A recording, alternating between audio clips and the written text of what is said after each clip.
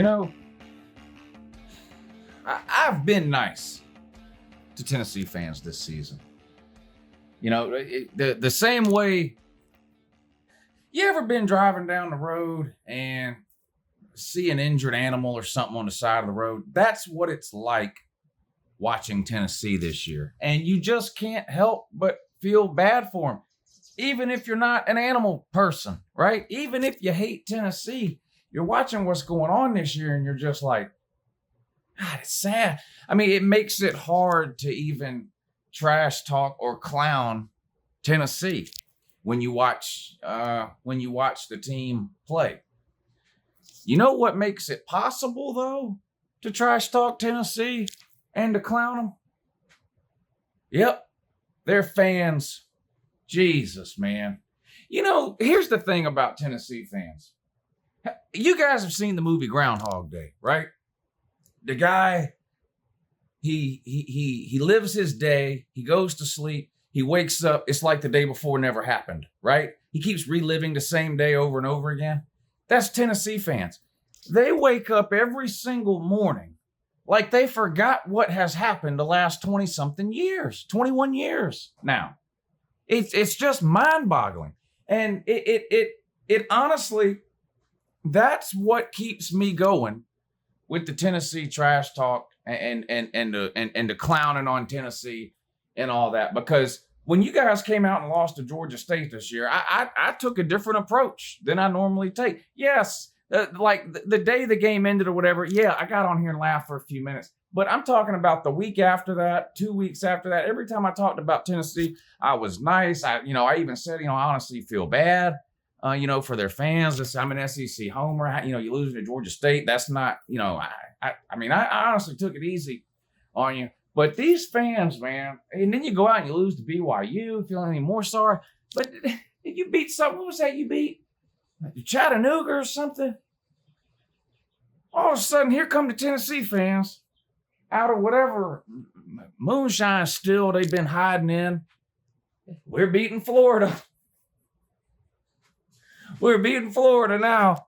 We beat Chattanooga. Now we're beating Florida. And chest bowed out.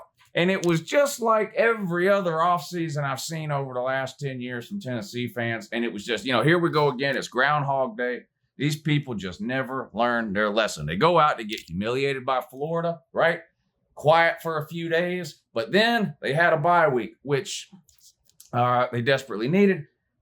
And it's like during that bye week, they forgot about everything that's happened so far this season. And they're all in my comments. They're all over the internet, Facebook and Twitter. They honestly believe they have a shot to beat Georgia this week. They're trying to say that this is a classic trap game for Georgia. How? We play South Carolina next week. They're almost as bad as you. How is this a trap? We're coming off a bye week too. And also, and the thing is, good coaches don't lose after a bye week. They don't. Generally speaking, it's the sign of a pretty good coach that can win after a bye week. Tennessee's coaches don't know what the hell they're doing. So I expect Tennessee to be twice as bad this week as they normally are because they've had twice the time to prepare with those terrible coaches. It has honestly gotten so bad for Tennessee football. You guys saw the thing on ESPN this week, I'm sure, on their website. I'm sure you've seen it. If you didn't see it yourself on ESPN, I'm sure you've seen screenshots of it on Twitter or Facebook or maybe even here on YouTube somewhere. It's not a Photoshop. It's 100% legit. When ESPN.com put out this week's schedule on their website and you went and looked at it, it's Georgia versus Tennessee. And it's got the logo of each school next to each team's name. And they had Lady Vols, this logo right here. It's not photoshopped. They had the Lady Vols logo listed next to the Tennessee football team for this week's matchup against Georgia. I've been making a joke that Tennessee ought to take the names off the back of their jerseys and just put hashtag #MeToo on there.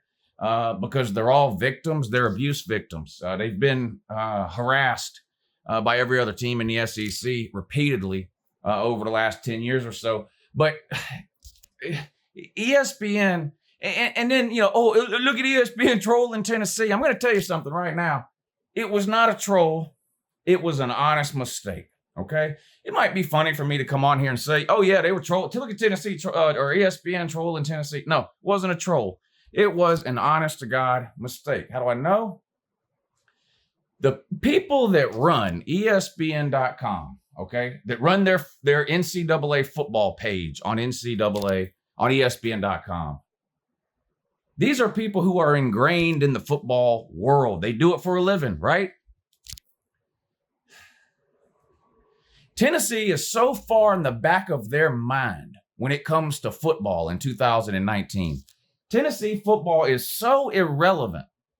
There's such an afterthought to anything that matters in the world of college football in 2019 that they just made an honest mistake. They just didn't put any time, effort, or energy into that graphic they put up on the screen. I'm sure they have a database of team logos, and with the click of a couple of keys, they can pull up all, the logos that start with, TENN or whatever, and all the Tennessee logos come up. And they literally just said, screw it, and clicked on the first one they saw, because honestly, it was a waste of their time to have to spend any amount of time on Tennessee at all, because they're just irrelevant.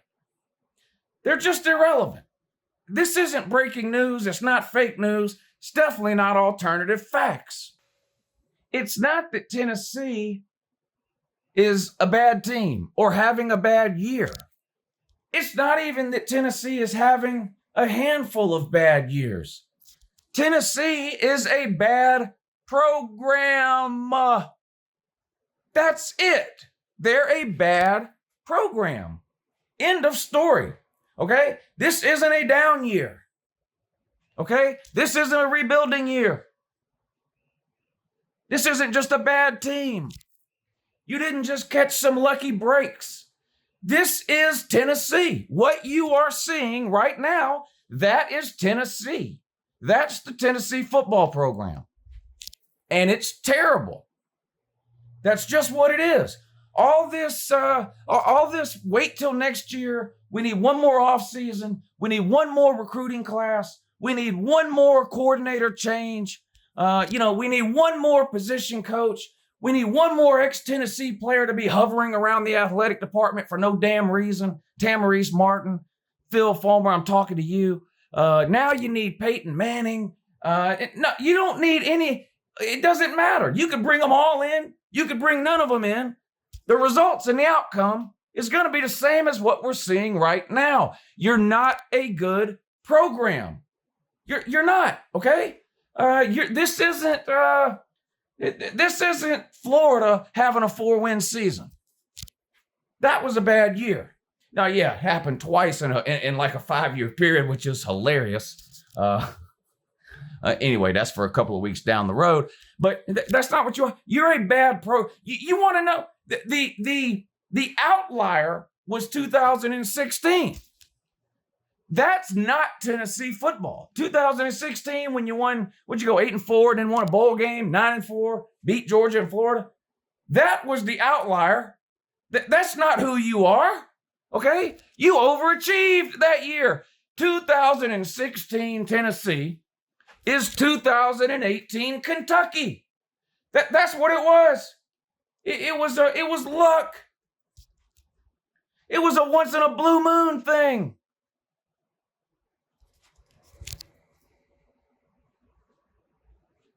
Yeah, we're having a down year. You're having a down century. And what is with the never-ending parade of coaches?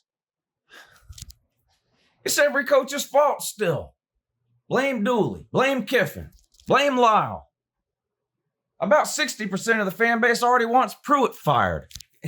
Guess who's coming to replace him, too? If you listen to the Vol fans. Guess who Tennessee is getting? One of the worst programs in America now, Tennessee. Guess who they're getting to replace Lyle? And before I give you this list of names, I want you to remember that the reason they have, not Lyle, Pruitt. Man, you don't have so many coaches, you're getting UNCLELOU confused. But guess who they're getting? They have a list of 3 or 4 names, and they're getting somebody off of this list if you listen to them. And I want you to remember when I name the names on this list that the reason they have Pruitt now is because literally no one in America wanted that job just a year and a half ago. And what have they done since then? Nothing. 2 SEC wins, a loss to Georgia State and BYU, can't make a bowl game, not making one again this year. Pruitt's, 12, 13, 15, 16 games in. They want him fired already. Guess who they're getting? Here's the list of names, if you believe Tennessee fan, that's willing to come and coach on Rocky Flop. Urban Meyer, Bob Stoops, Mike Leach, Gruden to the hill. Kyle Whittingham from Utah. Yeah, Kyle Whittingham is going to leave the Pac-12, the worst conference in America, which he can't win, to come to the toughest conference in America and the worst coaching job in the SEC. And it is the worst coaching job. And you know why it's the worst coaching job in the SEC? The fans. That's right, the fans. No other school in history has as big of a disparity between delusional fan expectations and reality. No program has a bigger gap there than Tennessee. Like Groundhog Day, like I said, Tennessee Vol fan wakes up every single morning thinking yesterday was 1998 and that tomorrow is 1998 again. It's absolutely insane. Insane. You're bringing coaches in to one of the worst situations in all of football at any level and expecting some kind of miracle in 1 year? 1 year and 4 games into the second year? What the hell is wrong with you people? None of those people are taking this job. None of them. 0. You need to do like Kansas State did. Go out and get somebody from the FCS. That's what Kansas State did. And guess what? That hire that they made is better than any of the last 4 that you have made. The best coach that's been willing to take the job at Tennessee in the last 12 years is Greg Schiano.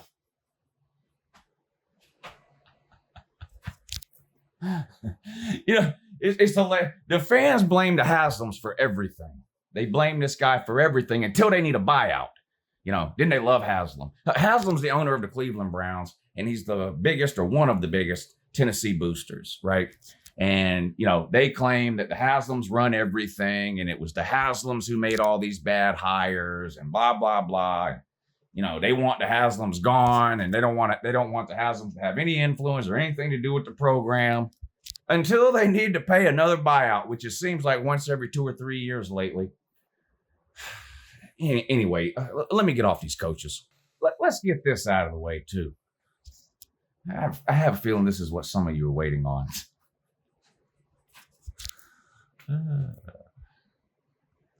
Undefeated.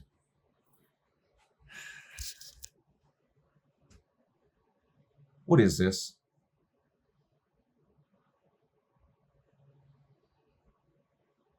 What is it?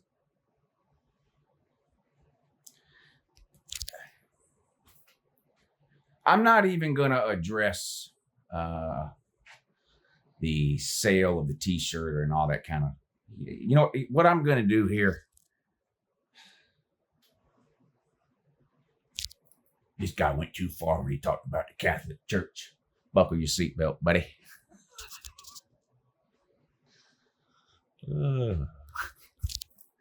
There's no way he's gonna trash talk that bullied kid. I want to talk to the kid. That's what I want to do. So get this to him, if you can, some kind of way. But I want to talk to this kid that's responsible for this.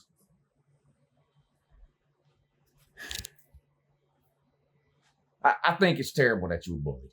Okay. I'm not going to get on here and make fun of you for being bullied. And people that thought that was coming don't, you know. Well, anyway. The chicken or the egg, right? Well, one of the oldest riddles known to man. The chicken or the egg. And I hope you're listening, buddy, because this is going to be some good life advice here from your favorite Uncle Lou here.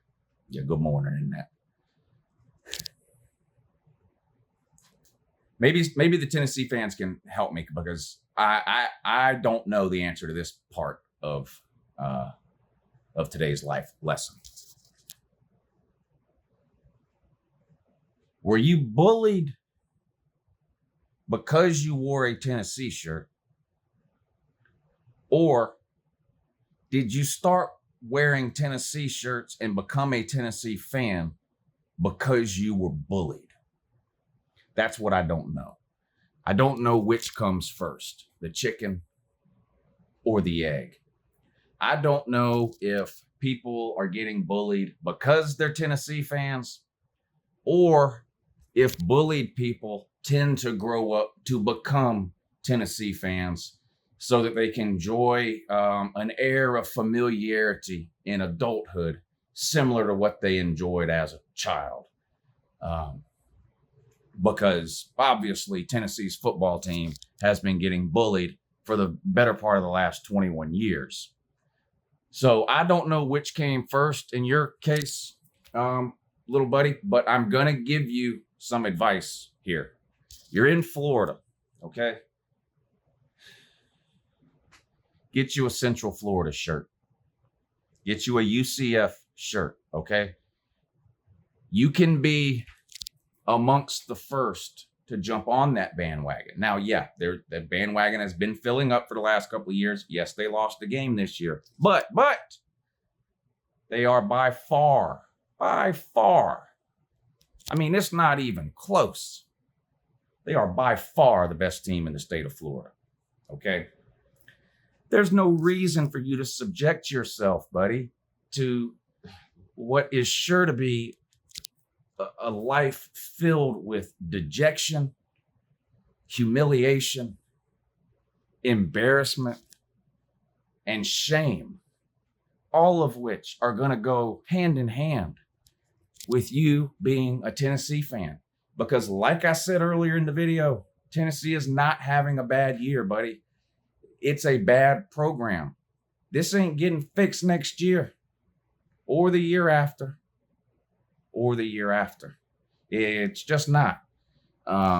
So my suggestion, and again, I don't, the whole bullying thing that went on with you was completely ridiculous. If I'm going to be serious at all in this video for half a second, that's insane. I mean, I was in school a long time ago, but not too long ago to remember it. And it's a damn shame some of the things kids can do and say to other kids. It really is. But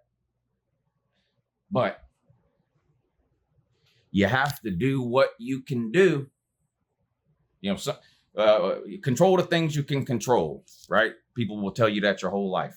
Control the things you can control. Become a UCF fan, not a Vol fan. So how much longer are we going to have to wait now for Tennessee to put together any type of respectable season? And what's respectable? Well, if you listen to Tennessee fan, it means absolutely nothing to win the SEC, make the playoffs, win a playoff game, and lose the national title in overtime. That means absolutely nothing, according to 99.99% of Tennessee fans, even on this channel, even the reasonable ones on this channel, have told me that multiple times. If that's the case, we're at least another decade away.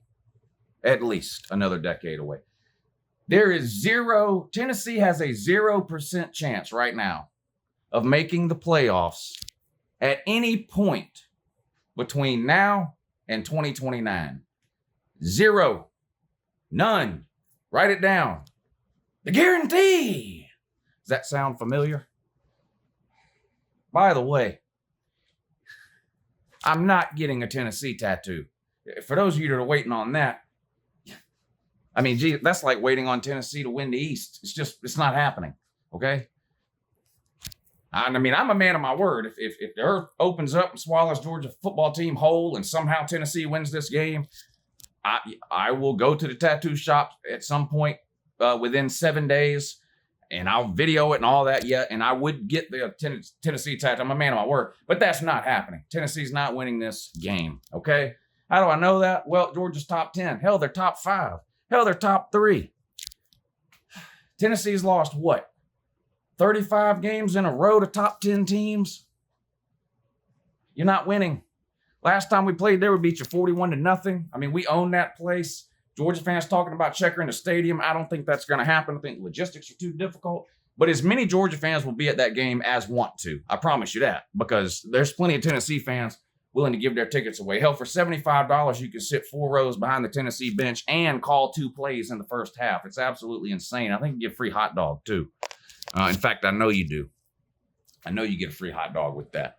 I think you get a free butt plug, too. I'm not for sure on that. Check with BVD on that. But so you're not winning. This is not anything you don't already know.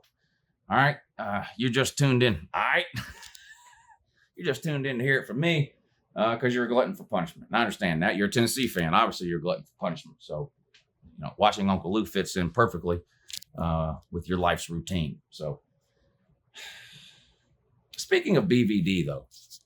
Speaking of BVD, before we end this, back to this kid in Florida, and I hope you're still watching.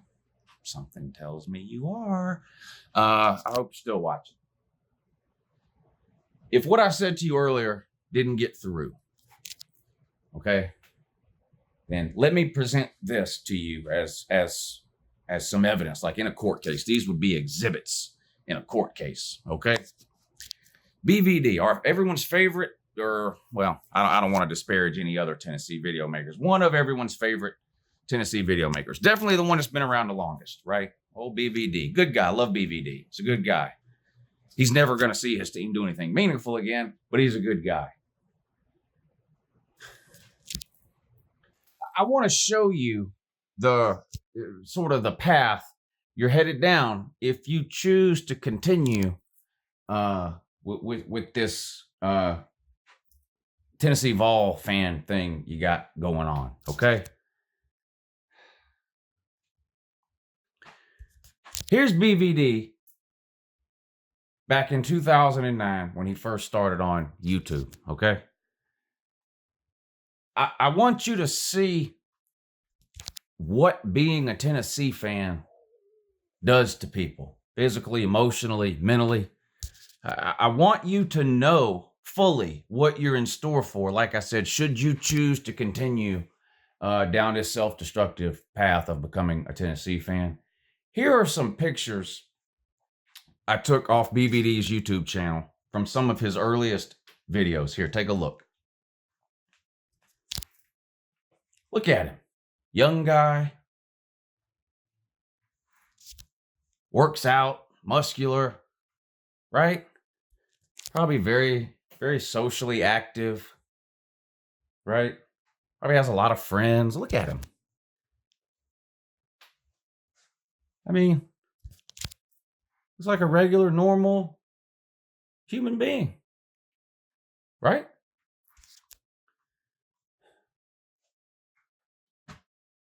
Look at him now.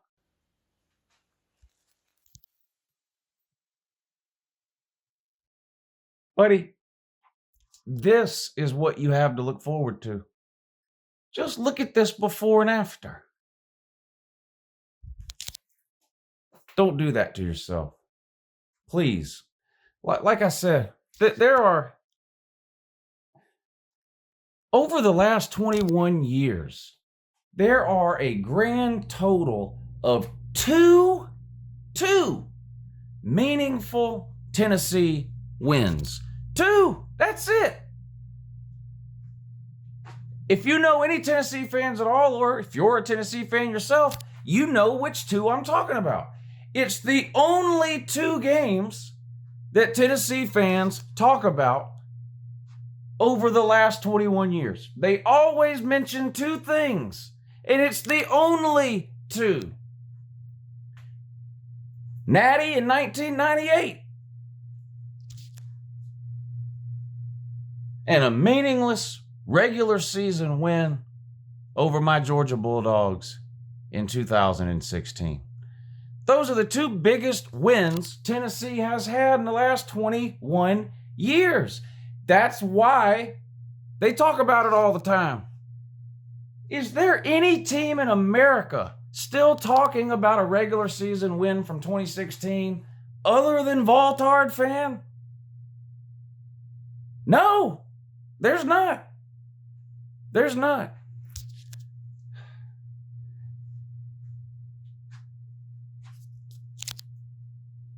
Did you win the East in 2016? No.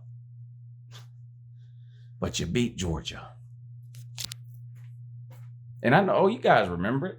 That's why a lot of you are here now. That's why a lot of you are here. You know what? Hold on. Let's do this. Because I've been a little hard on you. You know Uncle Lou cares about you. Hold on a second now. Cares about you. 2016. What a monumental win. What a monumental win for Tennessee back in 2016. Jacob Eason Christ. Jacob Eason Christ! I done broke my damn TV now. Still bragging about that meaningless regular season win. Well, guess what? Yeah, that was kind of embarrassing the way that game ended for me and the way I acted before it ended with the whole Jacob Eason Christ thing. But, you know, it's in the past. It is what it is. Now, 2019, Uncle Lou Christ owns your soul. That's right, Tennessee fan. And there's not a whole lot you can do about it. You can get mad, you can bang on your keyboard, do whatever you want to do. Bottom line is, you better remember this picture right here from 2016 and my boy, Jacob Eason Christ. Because it's going to be the only good memory you have about UGA for the foreseeable future. But I'm a man of my word. I do this every week. I'm going to do it for you Voltards too. Okay, here, let me grab this thing again. Because this is better if I do it this way. Isn't it? Yeah, it is. Let's make a deal, Voltard. Georgia's going to pack up and head north to one of the most podunk, hills have eyes looking states in the entire country, Tennessee. And we're going to go to Knoxville, to that cow pasture you call a football field. You call it kneeling. We all know it's Sanford Stadium North after that 41-0 beatdown. We annexed it. We own it. We rent it out to you 6 or 7 times a year so you can lose there to teams like Georgia State and BYU. But it's property of Georgia. It's our home away from home as of 2017. So we'll come up there. It's a night game too. It's going to be a cool day too. No more heat. The heat's gone. It's 100 degrees today. Not tomorrow. Be a cool day. No reason for Tennessee not to show up. So if they decide that's what they want to do, Georgia will be there, waiting for a scrimmage game. You know, I feel the same way about this game I feel when we play like Arkansas State or Murray State or South Carolina. I just want to get out of this game with no injuries if I'm a Georgia fan. You know, I'm not interested in running up a score. I'm not interested in putting up a bunch of stats or numbers on you. This is a meaningless game for Georgia. I just want to get out of this game injury-free. Tennessee should forfeit this game and not show up for humanitarian reasons. That would be the thing to do. But if they decide they want to get humbled yet again, they can meet us there. 7 o'clock, I think this game kicks off. Saturday night in Knoxville. It's football time in Tennessee. Come get you some of this, bitch.